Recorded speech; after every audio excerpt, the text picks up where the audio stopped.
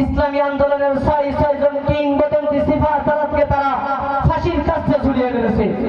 শহীদ আল্লাহ মতিউর রহমান নিজামী, কাদের মোল্লা, মীর কাশেম আলী, আলী হাসান মুজাহিদ, গোলাম আজম সহ সর্বশেষ আমাদের কোরআনের পাখি যুগ শ্রেষ্ঠ মুজাদ্দিদ আল্লামা দেলাওয়ার হোসেন সাঈদীকে 12 বছরের অধিক সময় কারাগারের ভিতরে বন্দী রেখে শেষ পর্যন্ত হাসপাতালের ভিতরে ইনজেকশনের মাধ্যমে তাকে দুনিয়া থেকে শহীদ করে দেওয়া হয়েছে। কথা বলেন ঠিক না ঠিক?